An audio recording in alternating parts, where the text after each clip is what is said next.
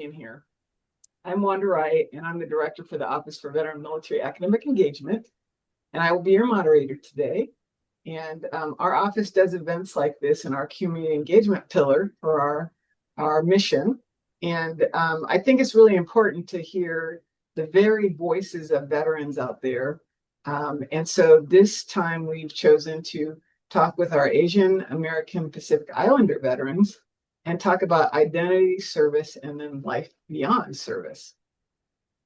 And so, our goal is really to hear about you guys' life's experiences and explore how identity, culture, service, and transition intersect in all of these things, sometimes in unexpected ways. And I talk like this now because I'm in a doctorate program. We talk about intersectionality and identity and all these great things. All right, so let's start by grounding ourselves in where your story started. Before the uniform, before military, there's always a story of identity, family, and community. So, Michelle, growing up, when did you first become aware of your identity as Asian American or Pacific Islander? Was that something you felt internally or something shaped by others? I would say it's a combo of both. I was born in the Philippines. My dad came to the United States right after I was born. He was a migrant worker in California, and he just so happened to stumble upon an army recruiting station. They just always seem to pop up anywhere, right? And so he was intrigued and joined, and then my mother and I joined him in Germany when I was like 2 years old. Uh, I think my identity, I know exactly who I am because 100% I was born there and it's what I knew early on. Um, but honestly, I think my identity didn't really play much until I moved to San Diego in high school. I'm a military brat, so honestly, color didn't really wasn't a thing when I was growing up. We just saw the color green. All my friends are of different backgrounds, and so that was never an issue, nor was it ever a priority.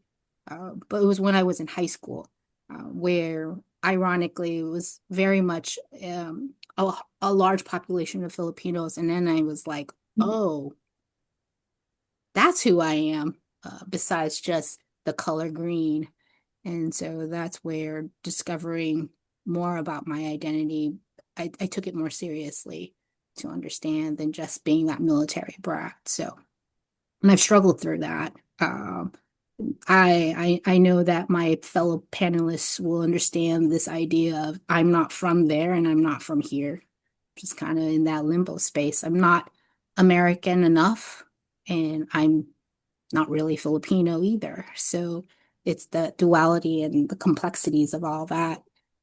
What I've learned being AAPI is one, I'm very proud of it. It's who I am. It's who my parents are, and just embracing that and I'm okay with it and sharing it with others what that means. So I hope I answered the question. Good. Thanks, Michelle. How about you, Haijan? How about your feelings about your identity? Yeah. So I was born in South Korea, in Daegu. And so like Daegu is where like a large army military base is, the US military bases. And so some of y'all guests may be familiar with that region. I immigrated to America when I was 8 years old. And then I moved to Southern California, to Fullerton, California, but it was like strawberry fields in the 2000s. And then now, growing up, no one knew where Korea was, right? Like the Korean Mm. War being the forgotten war. Like they knew where China was, they knew where Japan was, but they didn't know where Korea was. And so from that to 2026, where everyone's like, ooh, K-pop and like Demon Hunters, and right? So like this boom of Korean culture in my lifetime has been interesting because as I'm becoming more Americanized, America is becoming more Koreanized, right? It's like absorbing a lot of these cultures. And so like, even nowadays, like I get y- for folks who are able to identify me as Korean heritage, they ask me like, hey, K-pop, hey, like K-dramas, and I'm like, I don't watch any of that. Like I've Americanized enough where I'm like, they don't interest me. I can speak it, I understand it, but like that's not where my bread and butter is. And so like, they'll be like, "Oh, you've left your heritage behind because you don't like those things." And I'm like, "No, I'm still fully Korean. I'm also very American." And so that duality is interesting because it shapes how other people perceive you, and how others perceive you is not really who you might be.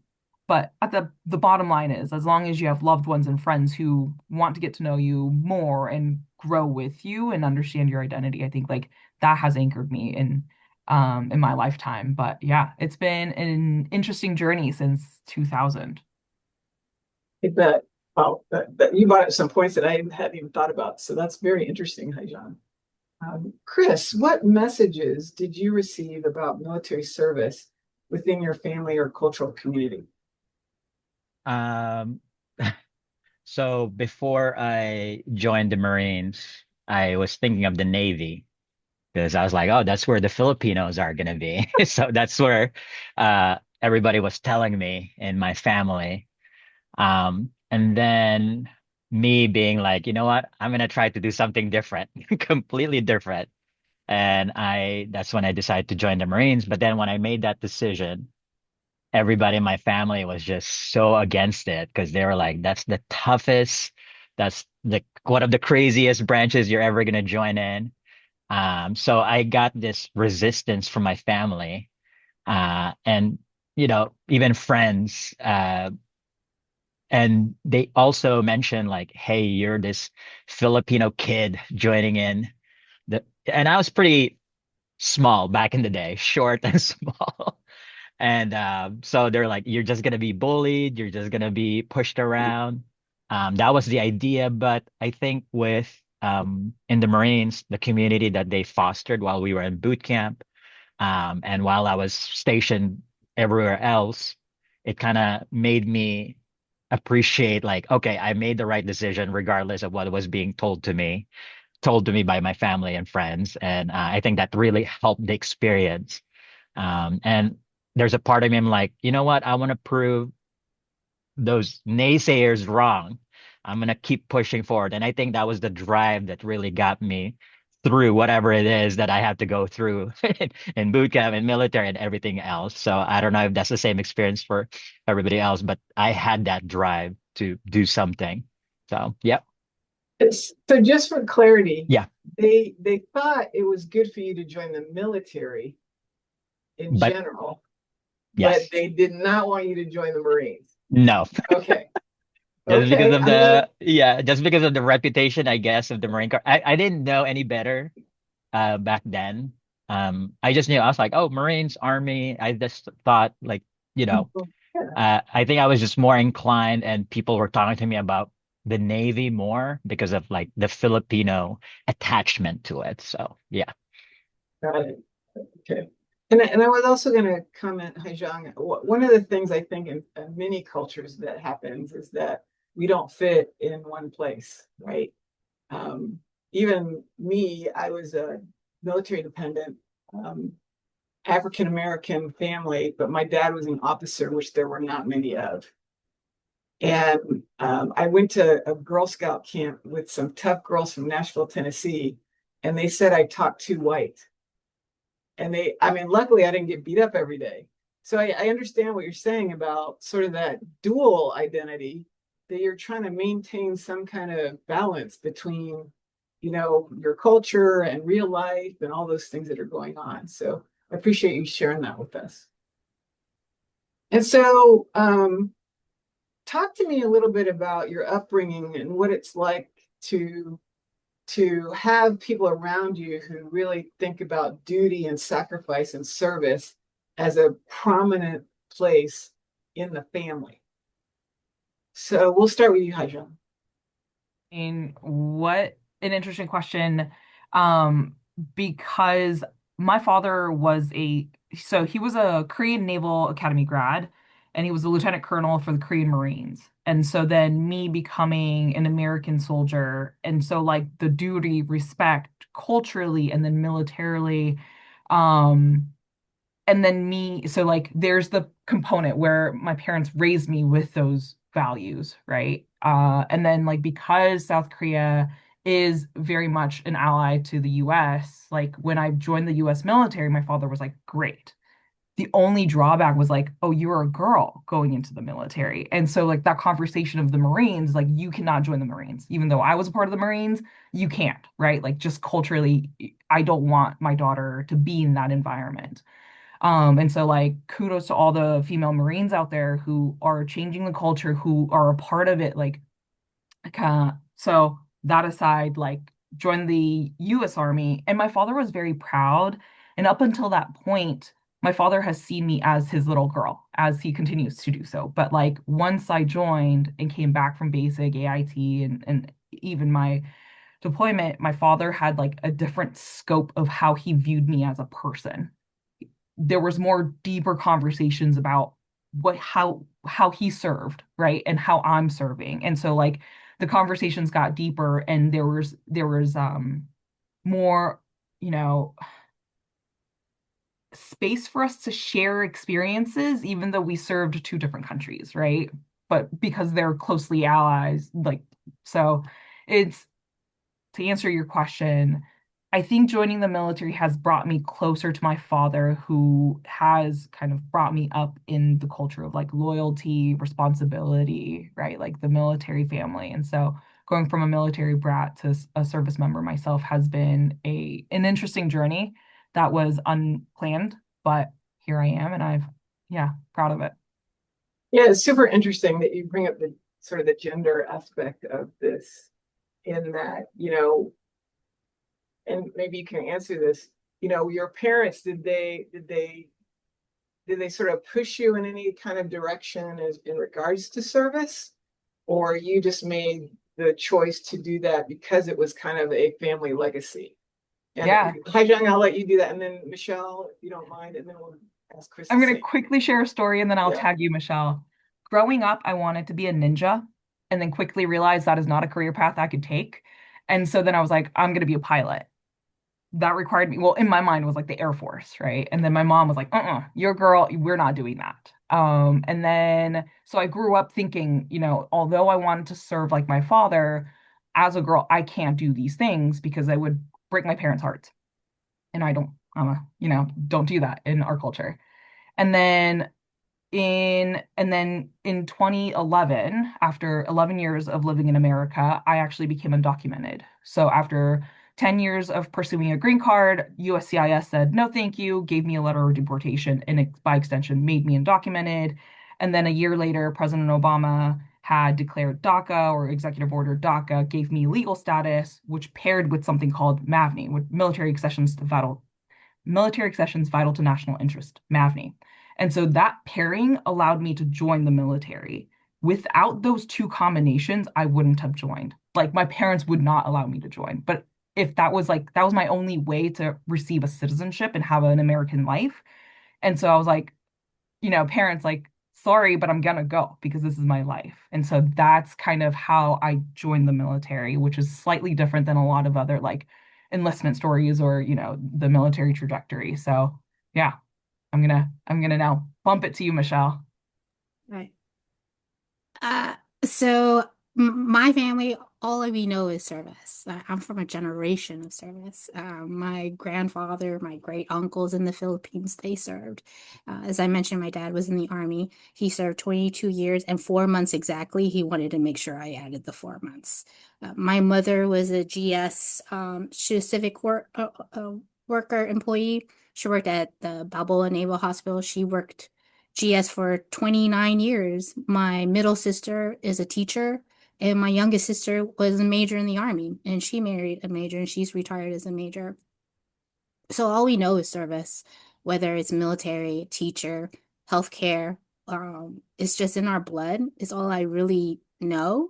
And so since my dad doesn't have any sons, one of us, well, actually two of us joining made sense. Especially me as the oldest. I'm not, I'm not gonna sugarcoat anything. I was a horrible oldest daughter. I graduated high school and I said, "Peace out. I think I got this," and I didn't have it. My dad just so happened to be the first sergeant at the MEP station in San Diego, and he basically said, "You need to join. What you got going on at this age is not working." And so I trust my dad, and I just joined, and it was the best decision I ever made, joining the Army. And so, service in our family is natural for us. Even to this day, my sister, even though she's retired, is continually doing service in her community, whether it's volunteer or being in communities helping veterans. It's just who we are. I really don't know anything else besides that. So, Thank you, Michelle. How about you, Chris? You're on mute. Yeah. For me, um, I didn't really have anybody in the military before I joined. So I made this decision based off um what I kind of experienced in high school. I really like this ROTC training that we did. And I think that's why a lot of my family members were hesitant about the military or even the Marines, so they didn't understand. And I just had this kind of like, I just want to do something that will make a difference, something that's different. And I think that's what drove me to signing up to serve. Um, I mean, in the Philippines, pretty much everything is very, very family oriented in terms of like serving the family. You have a duty to your family. So I think there's that part of him like, okay, if I'm doing this, I know I'm gonna do something good for my family as well, not just for me, but also for my family. Even though I just remember my dad was so mad. My mom didn't talk to me when I left for boot camp. So I had to like, I left with this, did I do the right thing? But I was like, I'm gonna keep doing this, and I did it. And after that, they're like the most supportive of the decision I made. And like Hey Jung said, my dad and I had a much different conversation afterwards. It's a much deeper conversation. I think he looked at me in a different lens rather than this little boy that he knew back in the day. That this, so I came in with a much different perspective, much different confidence, and outlook. So I think that's pretty much what it is for me. Yeah. No, I guess I would ask in each of your kind of cultures as a larger look at, macro look at, do you believe that your culture also um, push service as, in particular military service as a way to go, as a like one of the important things to do with their lives? It's Oh, sorry. no, go ahead, Chris. I was gonna say, Chris, we can kind of tag Yeah. off of each other on Yeah. this one. I don't think it's a priority because medical field has always been the priority in our culture. I think military is kind of like, okay, if you can't do medical, then military. So um that's what I gathered from based on what I've seen, what I've experienced. That's why it was not such a priority to my family because pretty much all my cousins or majority of my cousins and my siblings are like medical field, associated to the medical field. I'm the only one who kind of like deviated. So even after I deviated, like everybody's still stuck around that bubble that we had. So yeah. In the Well, Philippines, military is not the thing. okay. Yeah, in the Philippines. But Filipinos in America, I don't know, it's just the brown culture. It's the one option. If you're not going to college, consider the military, because then that will give you a stepping stone to I hate to say it, justify your Americanism, but also to find that pathway. It's That's what I have found meeting fellow Filipino Americans of why they joined. It was that one option. So if you don't go to college, and a lot of us couldn't even afford college. For myself, first generation, my parents didn't know anything about college. So I attempted community college and they still didn't understand all of that. And so joining the military is what my parents understood. And so that's why really a lot of the ones that I know, we joined because what other option was there for us if our parents didn't know? Gotcha. Yeah. Oh, Oh, sorry. sorry. Go ahead, Chris. Go ahead, Chris. Also in terms of like stepping stone, I definitely took advantage of that. And I kind of presented it in that way with my family. I said, look, this will help me in the long run. This is great for me. So I had to really kind of like fight my way to explain this part because they were really not understanding that part. But also when I moved here when I was younger, I was in Indiana. So not California. So we were the only Filipino family in the neighborhood. So for me, I was so Americanized. And even my parents were like, we don't know who you are anymore. You're like, you've completely changed. You're like this kid that they would even joke around. They're like, oh, you're just this another white kid in the neighborhood. But I was just this Filipino kid walking around the neighborhood in Indiana. Um, so I think I also had to prove myself like, okay, I can do something that's for this country. I can do something that, oh, look, if I go back to Indiana, these people in Indiana will be proud of me. Like they won't see me as this Filipino kid roaming around the neighborhood. They're gonna see me as this, oh, this Marine. So the first thing I did when got back to Indiana after boot camp, I wore that dress blues and I went out with my friends. Because I'm like, and then that appreciation that I got from everybody in Indiana, it was like an amazing feeling. Back, when I was doing that back then. Yeah. Hey, Sean?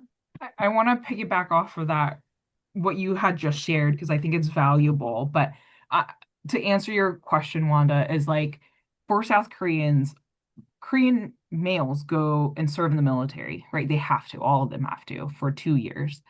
And so the lens of military service is slightly different because it's federally mandated for males, but for females, like it's not. And so it wasn't until very recently, about 10, 12 years ago, that I think we had our first female cadet graduate from the Naval Academy, like the Korean Naval Academy. So like the gender roles are so big in my culture that like breaking that barrier is still a new thing. I know it's new in America, but also like I think Korea is in tandem with this shift that we're seeing. And so, but the second part that I want to kind of share is that earlier I mentioned that in 2011 I became undocumented. Joining the military through the serendipitous DACA and MAVNI happening at the same time. It was like a very small window. Like there's only, I think, 2,000 MAVNIs. Of those MAVNIs, less than 100 are DACA MAVNIs because it was just like a window of like 6 to 7, 8 months that it just serendipitously, like me being able to have my life here now as it is just like in an incredible amount of luck. But having those two things it allows me to say that I earned this citizenship, right? Like a lot of, especially in Arizona, like the conflict between those who are undocumented and then like the pathway to citizenship is so far removed. And then you see somebody like me where that was possible, and then you see it as like, oh, folks who are undocumented can serve the country in the military way. Like they do contribute to our society through taxes, through society, through all these community building. So like one of the things I try to do is shift that narrative or focus of like undocumented people on this side and then the rest of us, right? Like we're actually kind of one, give us a chance, give us a pathway. And I'm hoping that the byproduct is like more people like this, where the life that I have isn't by chance or by luck, but that pathway provides opportunity for a lot more. So, yes. Yeah, yeah, that's great, John. I feel like, yeah, that's tight windows, small serendipitous thing that happened to you.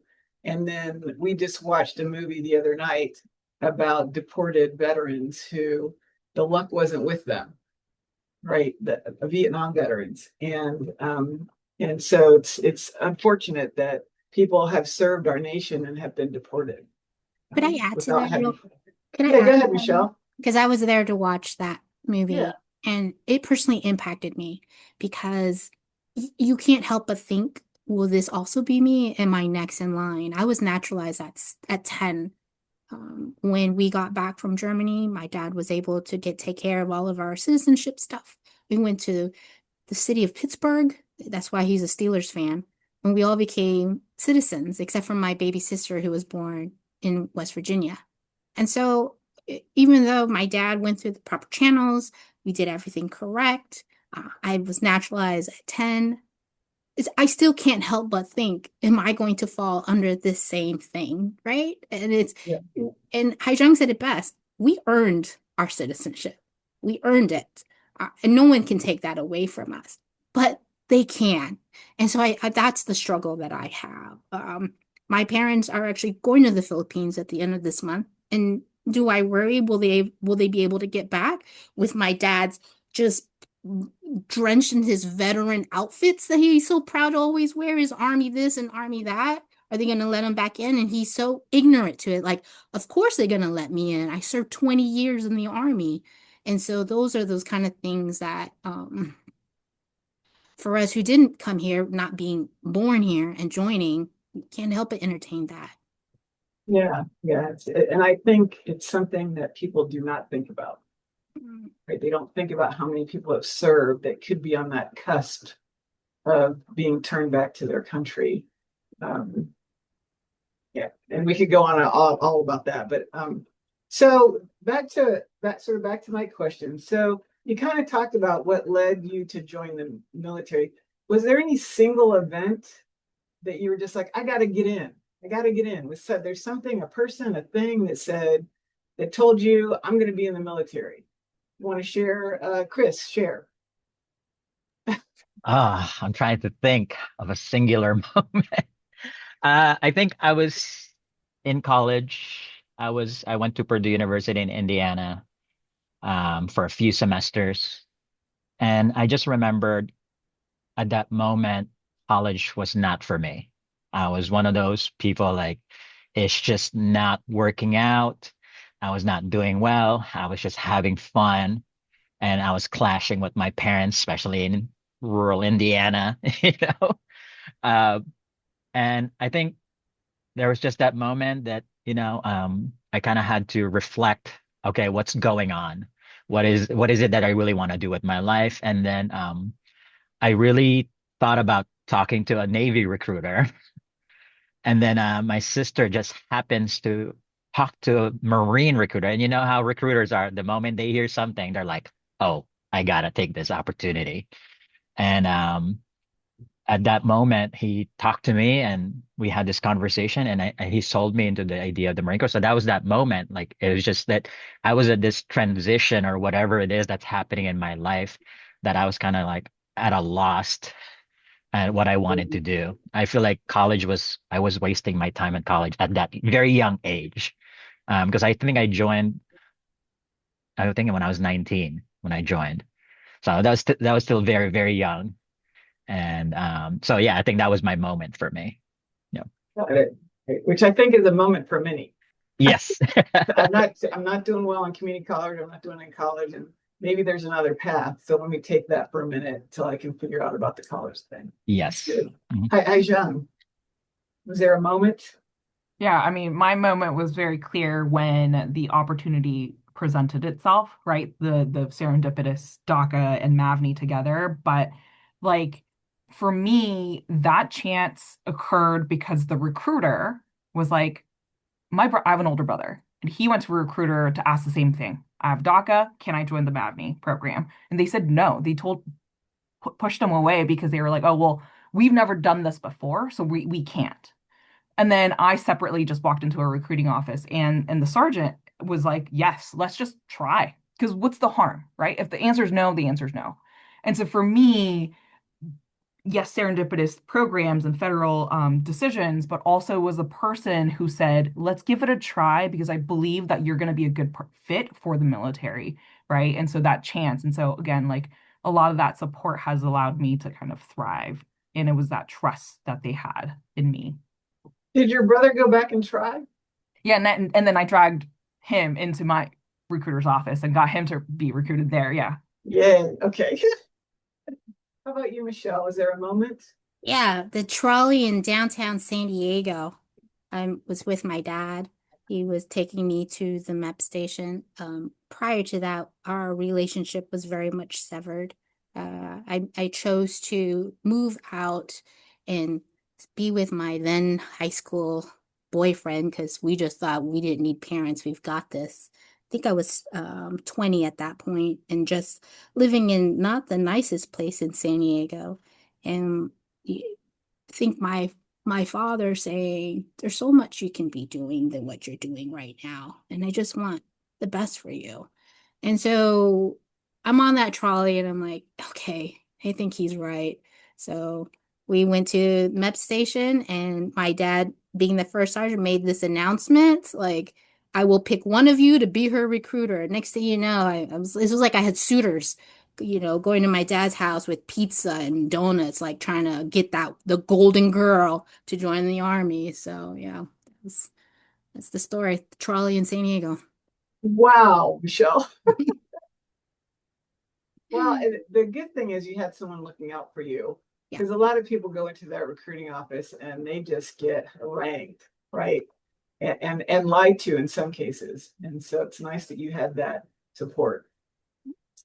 All right. So looking back, do you feel like you were moving towards something or away from something? So we'll start with you, Haijan. When I had enlisted, so the MAVNI program didn't allow me to commission, I had to enlist. I had just graduated Irvine, um, and I had just gotten accepted to the ASU PhD program. And so I was kind of budding in that direction academically. And then I got the MAVNI chance. So I delayed my PhD process to go to basic training and things like that. And so for me, the direction was very clear, right? Like, especially when they ruck march into the gas chambers, I was like, what am I doing? That was at one point where I was like, what am I doing here? And the only thing that got me through was like that citizenship at the end of this is going to be worth it, right? So, but I didn't get to choose my military job. I didn't get to choose any of those things because as a MAVNI, it gets assigned to you. And so, as I was pursuing my PhD in psychology, which was my field of expertise, they gave me the role of veterinary food inspection specialist, which is the 68 Romeo, which is kind of related to public health, but not really. It's like a sister. So, for me, it wasn't walking away. It was really just head in. These were the cards that I was dealt, and I will play them. And I had a good time, though I will share a couple of stories later on like the times that weren't great. But overall, I'm a citizen. And I'm really hoping that they don't take that away. But I am a citizen currently. So Yeah. yay. Good. How about you, Chris?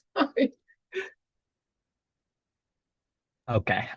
So I feel like I was moving towards something. I was like, okay, this is it for me. This is gonna be, I'm gonna be this 20-year military guy. I'm like very, very gung ho as pretty much everybody after boot camp. And I'm like, okay. And there's a part of me, I'm like staying away from something that I'm like, you know what? I'm gonna be moving out of Indiana. I'm gonna moving about out of that kind of like that Filipino culture that I had. I was like, okay, I'm gonna be one of those unique Filipinos who joined the Marines instead of the Navy. I had this sort of pride in me. Uh, but at the same time, actually, I thought it was going to move me away from that. But I got to meet a lot of Filipinos in the military. Like we work hand in hand with the Navy. And I discovered a group of Filipinos in the Marines, and it actually brought me closer to being Filipino rather than me trying to move myself far away from it. So that was like the surprise for me, and I'm glad that that happened because growing up in Indiana, having that background, like, oh, you are this brown kid in a white neighborhood. Like I was just hearing that constantly. And now, like, okay, you know what? This is the brown kid who joined the military. Like this, I come back, I'm like, okay. So whatever I was moving from, I actually got closer to it. So I think I thank the military for that. Yeah. Because you found the other brown kids, right? Yes. How about you, Michelle? Was definitely getting away from the poor decisions that I've made and not taking a path that at the time that my parents weren't really happy about. So I was getting away from that. And I don't know if it was back then, because that was 10 years ago at 20. I don't know if I was trying to make them proud, or was I trying to get away from what I was doing? But then as I was in basic training, halfway through, I was realizing I was going towards a better version of myself. I think finding my strength and my resiliency and how badass I really am. I was brought up sheltered Catholic girl. And so timid about everything, not really able to say yes and really be out there. And I think for me, it was the confidence course. I love to tell the story about I'm seeing all these girls because I went when it was all girls, just falling off that last course where you have to tight rope and you're holding onto the other rope all the way, but the ropes are kind of like spreading out towards the end. So when it was my turn, I was like, I'm definitely falling because I'm a tall 4'10", and I'm doing this, and I hear the drill sergeant. He's like, just go ahead and fall, just fall like everybody else. Just and for something just clicked in me. I'm like, no, bump that. I got this, and I did it. And he says to me, I knew you could do it. And that's what I was going towards, like believing in myself and just loving the experience full on and loving who I was becoming because of that. Great. That kind of leads us into our next couple of questions. When you entered the military, did your identity feel more visible, less visible, or differently visible? We'll start with you, Chris. Um, I what I noticed immediately is I think it made me more visible. I felt like I was a target in boot camp alone. Um, I just remembered that they were like, oh, they were using like nicknames based on my skin color or whatever it is, you know how it is. And then when I got to my first station in Yuma, I just remembered they came up with a nickname for me, and it was an Asian nickname. And I felt like I was like, oh, okay, this is my identity, the Asian kid. And I owned it. So I was just like, okay, yeah, that's gonna be me. And that's when I found my community of the Filipinos and other Asian Americans, and we kind of like had this group of us. We had like a Korean guy, we had like a Vietnamese guy. So we were just like um kind of like just hang out together. So I think that made me more visible rather than less visible. Yeah. So by finding your community, you became more visible, but it wasn't necessarily at a detriment to you. No. Yeah. I think of course there's that definitely that like, oh, I just remembered there's this one incident. They're like, oh, we know it's negative. They're like, oh, we know people like that, blah, blah, blah. I experienced things like that. But to me, I was like, you know what? Um, we're just gonna keep moving forward. We gotta do this. I mean, especially in boot camp, I experienced that. And like Michelle said, like, there's that voice in your head, like, oh, I'm gonna what up? I'm gonna do this. I remember I had to do the rifle range. I never shot a weapon before. I've never shot a rifle. And I heard the drill instructors like betting against me. They're like, oh yeah, he's gonna unk. That's what they say. And I was like, oh no, no, no, no. I'm gonna try my best. And I got an expert. And I just remember there's this one drill instructor who believed in me. Everybody else was saying unk. And then they're all like, you know what, we're just joking, blah, blah, blah. But I was like, okay, but I still prove you guys wrong. I did this. So I think that definitely there's that good things and bad things for being visible that happened. Yeah. Great. Thanks, Chris. Yeah. Michelle? So I had the advantage that my dad already told me everything about basic training, right? And also, I already grew up military, so serving as an adult, uh, it there was no difference to it. There's situations where you may feel visible or invisible. At the time before she was transferred, I had one Filipino friend, a fellow medic. There was one E5, this Korean guy that I couldn't stand, but that's a whole other story. Other than that, there were no other Asians in my unit, really in my battalion. But I never really in retrospect, I never really put an emphasis on my Filipino identity. Sure, I also had the jokes just like Chris, but I gave it right back. It's, part of that culture. It's really all a mind game and testing you to see if you can handle it. And really, that's part of that being battle tested. If you can handle this, if you got thick skin, then we know you've got our back. And that's the mindset that I went in with that. And so I never really truly felt invisible. Yeah. What do you guys, John? I don't have a thick skin. I'm a little softy. And so like for me going in, I don't know why.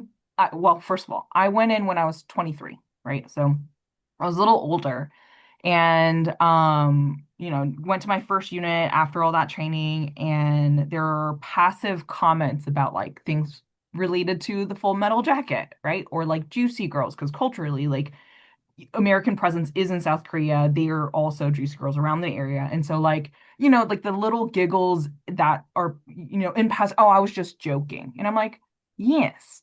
And even though those weren't directly aimed at me, you like it's a part of the unit culture and I don't like it. And I need to address this. And so like I grew up in the generation of Sharp, and being older, I'm able to tell these 18, 19, 20-year olds like, oh, you need to cut that out, right? And so then eventually it kind of ran through the unit. Like it was from top to bottom. And so correcting that, even a first sergeant asked me, oh, like, you know, the question was, do you know what a juicy girl is? And I'm like, first sergeant, inappropriate to be asking a Korean American soldier that question. Like, keep moving. So, you know, I never felt invisible for being an Asian American, but also there were also these like other components I needed to untangle that my chain of command didn't understand because they were males or not Asian American. That took a couple of years. It took a long time. Yeah, I imagine. Imagine it did. Hey, Johnny, Go ahead, Michelle. if we served together, I would have been your bodyguard. I wouldn't let anyone mess with you. Yeah, I would have been like, "Hi, Michelle." Oh, I We would have got you. tackled it together. Yeah. Yeah, yeah. Yeah, I feel very lucky to have been an officer. I think it was less. It still happened, but I think it was less. And so, having someone like Michelle around, that's what you need, right? I do have to mention Wanda, though. I'm going to speak on behalf of my sister, who was an officer. She had a horrible time because Mm, being a Filipino American woman who looks 15, my sister has a true baby face, and they never took her seriously, ever. My sister would have been in for as a lifer, but she struggled so much because of her identity. She always felt invisible. They took her ideas. They talked over her. They really did dismiss her because of her identity. And so I want to point that out yeah, that she felt invisible. yeah, and she's a tough girl, right? I mean, that's how my dad raised us. He taught us the box. So my sister still went in swinging, but as an officer, Wanda, she can't. Yes. Yeah, Can't, right? And so I just wanted to point that out I for those appreciate all. that. Thanks, Mhm. Michelle, for pointing that out. All right. So, did you ever feel like you were representing more than yourself? Start with you, Michelle. Chris mentioned the family piece. You better not one disappoint us, and you better not embarrass us. Like, that ended when I joined because that's our reputation is everything. So that was heavy for me. Like, I had to make sure that I'm upholding the name and the reputation, and being Filipino, that you're doing everything right. Uh, Real quick, I actually went in as a Russian linguist. I scored very high on my ASVAB, but I failed out of Russian school because I just couldn't keep up with the tempo. It was just so much. And then they put me in remedial Russian school classes. I just think it's hilarious. And then they said, "Okay, what do you want to do now?" I was like, I'll just become a medic. Screw it. So I became a medic. And so that already I felt like was a strike on me because I didn't live up to what my parents assumed I was going to be in the military, and even for myself. So I had to carry that heavy because I already did so many poor decisions early on that everything that I did in the military had to be right. And so carrying that, not just for me, but for my entire family, to include the ones in the Philippines, because these folks know our parents love to brag if you do good. And if you don't do good, oh, she's fine. And so I wanted to maintain that for sure. I carried that heavy for me. So Yeah, I totally get that. Same in the Black community. And being an officer, I feel like there was an even extra burden because my dad was an officer too. And yeah. if I couldn't fail this, like you can't, you're the next generation, you can't mess this up. So I get that. How about you, Hajin?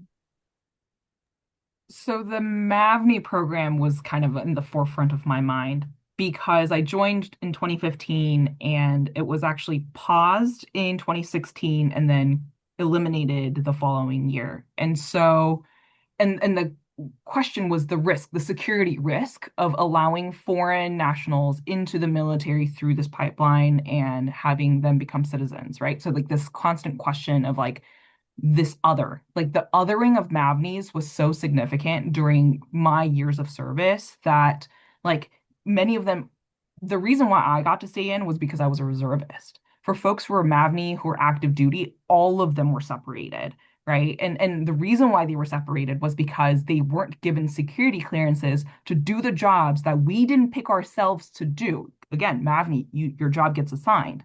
And so because you couldn't get a security clearance and you can't do your job, you need to be separated from the military service. And if you didn't serve for me as a reservist was 6 full years of service, your citizenship was at risk. Like they could have taken that away from you. So with all of that said, the community that I was representing was absolutely Asian American, but also it was the Mavni community of like, you created this incredible program out of the necessity, right? You needed people who had healthcare expertise and linguist capabilities for the military's mission. And now you are thinking that we're a risk. How can I minimize that by being the best that I can be, by proving to, my leadership that I am not a security threat. It took me 8 years to get the basic security clearance. Like my credit score is great.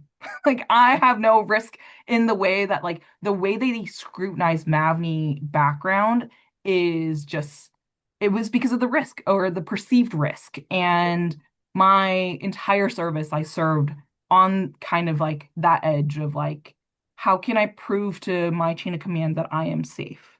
And so when I got deployed, I was supposed to go into Iraq and do my mission there, and they held me back in Kuwait because, again, I didn't have my security clearance at that time, and I couldn't go into theater without one. And so I had told my commander, so I'm from a Garden Grove unit, a Washington, Seattle unit was like, oh, we need my particular lab expertise, and there's only one in the West Coast that's cleared.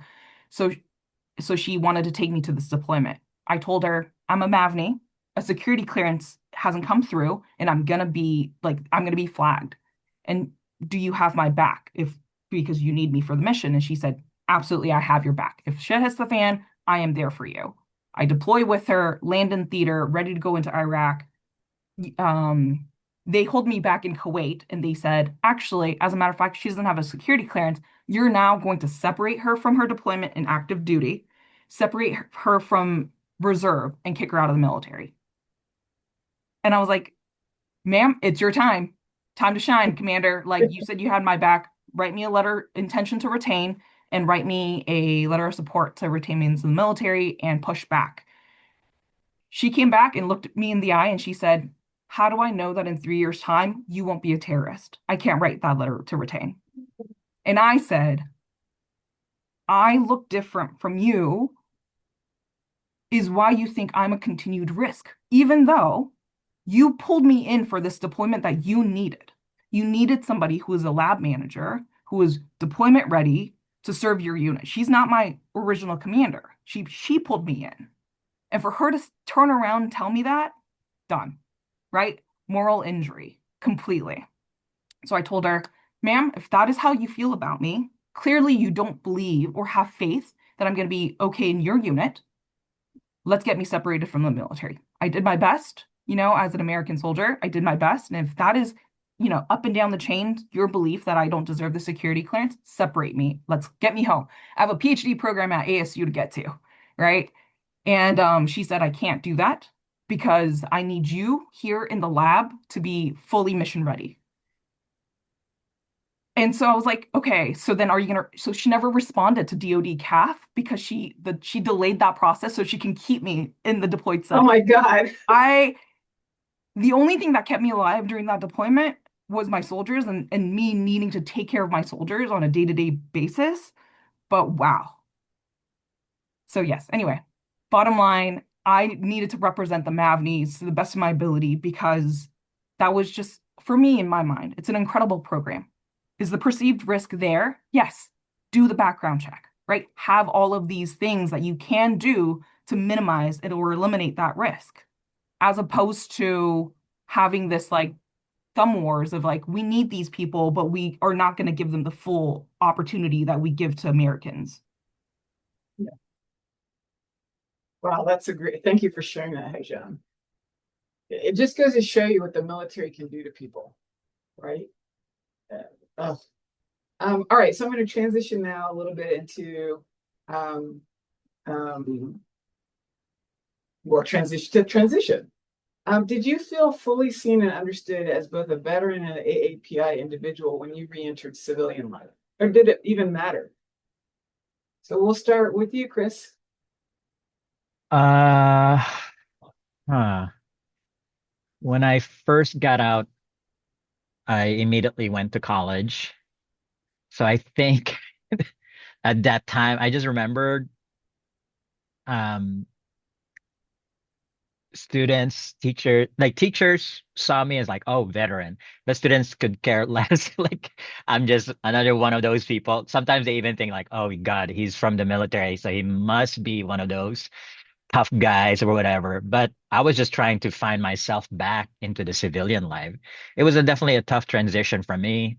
I just surrounded myself with people that will support me because I think that's one of the most important thing with transition back to the civilian life. If you don't have that support system, that could make it or break it how you're gonna move forward.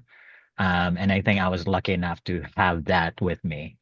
Um, but um, I think as for AAPI, I think that kind of was put on hold again, back to school because I was much more focused on like, okay, how am I going to survive this new chapter of my life, after being in the military? How am I going to make sure that I don't become a statistic? I don't want to be, I'm like, I gotta do something different, and it definitely was a tough time, and I really put in the work, and that's why I took the classes with Michelle. I applied for all these scholarships. I made sure I used the GI Bill. I joined clubs to just kind of have this different set of experiences rather than being a statistic. So I think the identity of being a veteran after that was definitely apparent for me, but probably not for everybody around me. But if they notice that I'm a veteran, they see that. But other than that, they just probably see me as somebody who's just there. But the AAPI individuality just kind of came out later. I think when Pat Tillman Veteran Center was established, because it wasn't there yet back when I was a student. I think it was 2011 or 2012 when it came into fruition. Um, and then I think there was a club for veterans, the Asian American Pacific Islander Club or something. And I think I joined that. And that's when it kind of got introduced to me again. And I kind of came back to that. And that's when the AAPI identity came back in for me. Yeah. What you, Haijan? Well, you can go, Michelle. Yeah. Sorry. Michelle, you unmuted, so tag, you're it. There's when I got out, at the time my then husband was also in. So just imagine it was always oh, did you meet her in the Philippines? If you know what I mean. And so that was my identity for a while as a veteran, that I wasn't taken seriously as the veteran. It was automatically that, were you stationed in the Philippines? Where did you meet her? It wasn't even like I was American. It's just this foreign girl that he picked up. And it always became a running joke between he and I. And I still have moments of that where someone will say, but I'm looking for Michelle Leposki. I'm like, I'm the only Michelle Leposki. You are? Yeah, I'm Polish. Can't you tell? And so I've made it into a joke as a challenge to these people, like in your face, like, what, I can't be Michelle Leposki.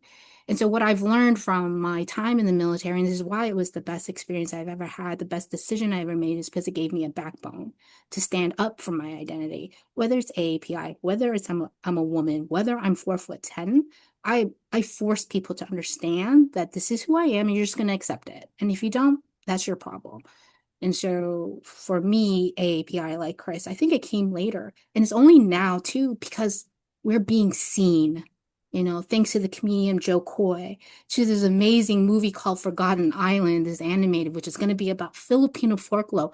It's like now we can not only be seen, but we are like celebrated and people want to know us. It's ube, by the way, not oob. And we're not just nurses. And Yeah. so I'm loving that people are seeing us and deciphering between Filipino and Korean and Japanese. It's not even just that lane of being Filipino. AAPI is now being celebrated for our own individual identities. And so yeah, I still struggle with it though. Like, not struggle, but people started in my face about, questioning, did I serve? What are you? What is Filipino? And I think it's just part of the narrative. So, How about you, Ajahn? Yeah, when folks think about Contra in their image, like an American soldier, it's not what we actually look like in this space right now. And so shifting that is going to be more difficult than we would like, but I love the fact that we are here, right? We are, and this community, having this community after my deployment, because I was still a student at ASU, having PTVC, having the community that I can like tie myself to has been tremendously beneficial to my personal growth and healing. Like in passing, as I was talking to, I think Sean or Michelle, I was like, oh my gosh, I've healed. Like there are moments when I realized through the efforts of PTVC where I'm like, I would not have been able to say that out loud without sobbing. Again, thin skin. Or like feeling isolated. And so for me, having the university or ASU specifically, having that kind of it hug my transition from the military into the civilian life has really been beneficial. And to that, I then think about who doesn't have that kind of support, right? It's it's a lot of people out there who are transitioning from active duty or military service, being spouses of military into the civilian life, and it's just like they don't have the support that I got at PTVC and at ASU. And so then that makes me think about how do we build that community and network, because it for me was a lifesaver. It was, yeah. Great, thank you. So we're at our time. I didn't know, Stacy, do you have the opportunity to let anybody ask any questions? People can ask, they can put stuff in the Q&A if they'd like, if they have any specific questions, or if you'd like to come on, I can always bring people on if they'd like to come on and chat. So if anybody has any questions at all, they can throw them in the chat or in the Q&A, I'm sorry. And everybody stayed the whole time, so you guys were definitely interesting. Yeah. That's awesome. Let's see.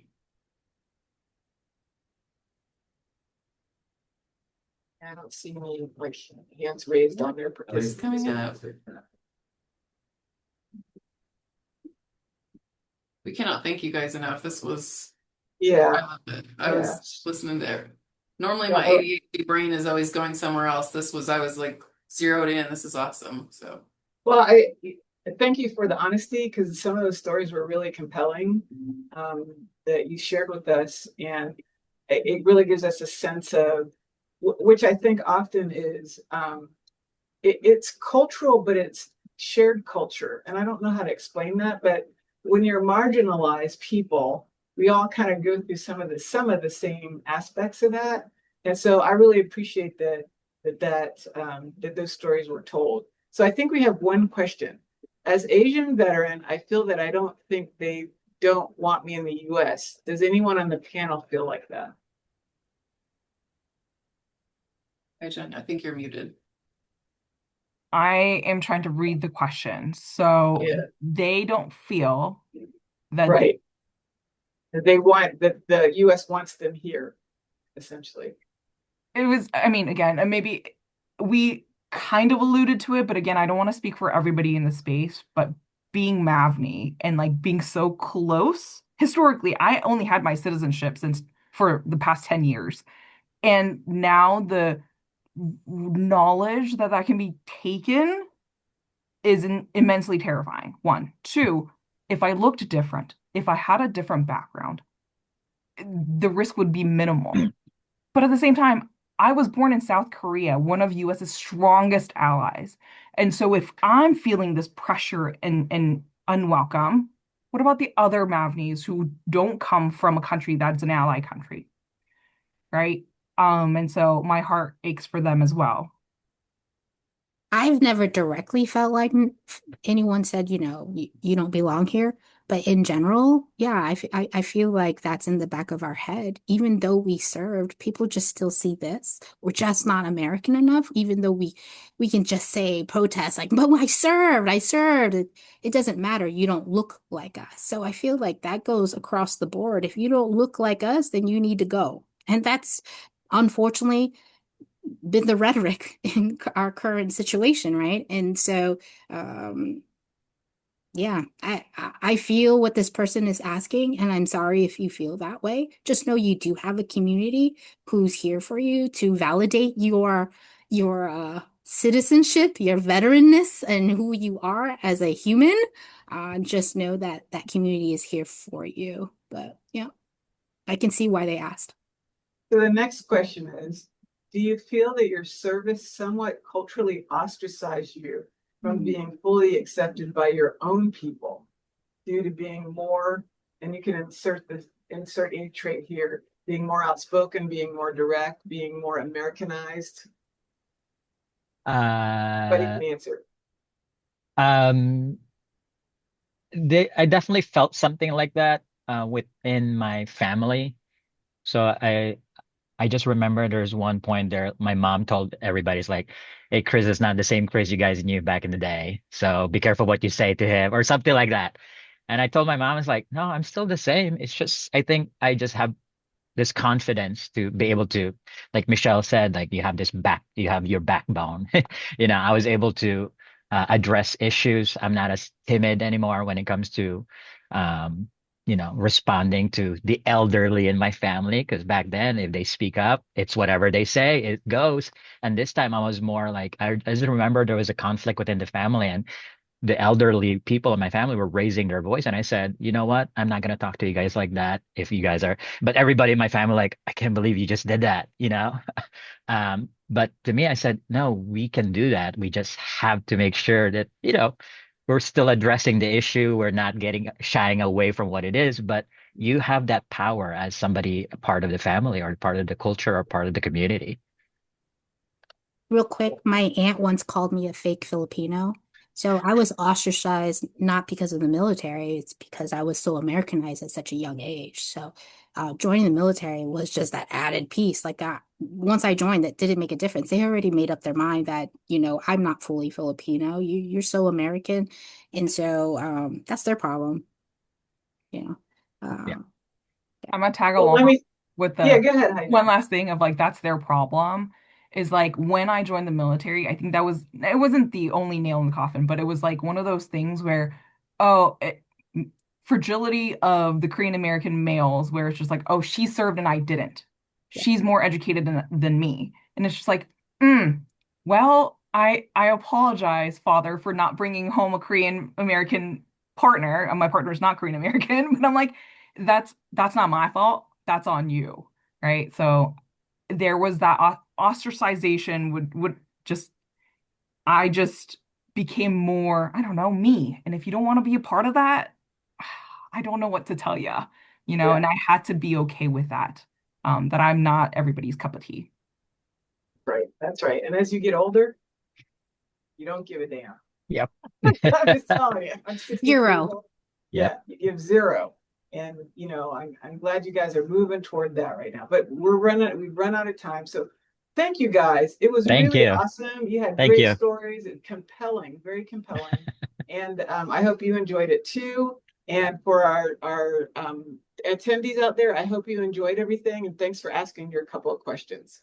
And I'm Thank going to you. have this posted soon on our YouTube channel. So I will have this out there if anybody wants to share it with their family or friends or whatever. And, Michelle, share it with your dad and say, this is what, this is what we had to say. This is for you. Because this Did is, I curse? As long No, as I I think you you were cursed. I good. think you were You were good. And I think we actually, for a group of veterans, you guys were not cursing. I was very impressed. Chris, as